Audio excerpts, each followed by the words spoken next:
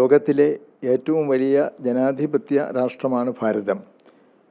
ലോക്സഭയിലേക്ക് നടക്കുന്ന തിരഞ്ഞെടുപ്പുകൾ ദേശീയ തലത്തിലും അന്താരാഷ്ട്ര തലത്തിലും ഒക്കെ നമ്മുടെ സാന്നിധ്യം അറിയിക്കുന്നതിന് ശക്തമായ തലത്തിൽ പ്രതിനിധികളെ നാം കണ്ടെത്തേണ്ടതുണ്ട്.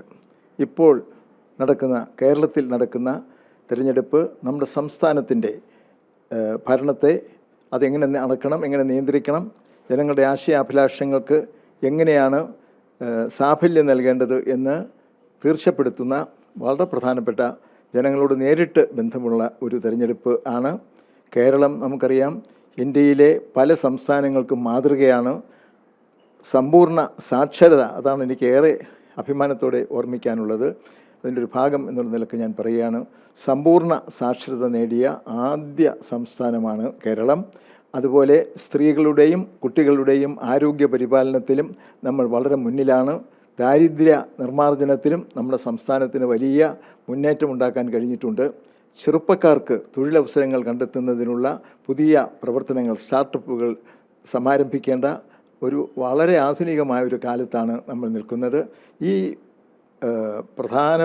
അതിപ്രധാനമായ കാര്യങ്ങൾ പരിഗണിച്ചുകൊണ്ട് അർഹരായ പ്രതിനിധികളെ തിരഞ്ഞെടുക്കുന്നതിന് നമ്മുടെ വോട്ട് വിനിയോഗിക്കുക എന്നുള്ളത് ഏറെ പ്രധാനമാണ്.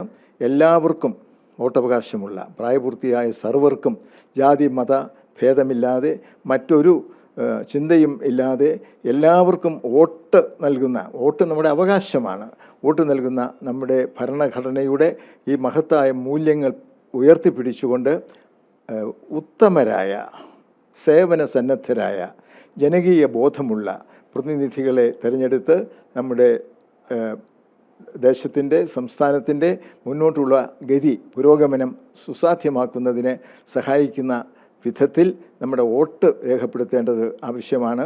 അതിൻ്റെ പ്രാധാന്യം ഊന്നി പറഞ്ഞുകൊണ്ട് പ്രത്യേകമായി വിളംബരം ചെയ്തുകൊണ്ട് അമൃത ടെലിവിഷൻ നടത്തുന്ന ഈ പ്രചാരണ പരിപാടിക്ക് ഞാൻ എല്ലാ ആശംസകളും നേരുന്നു.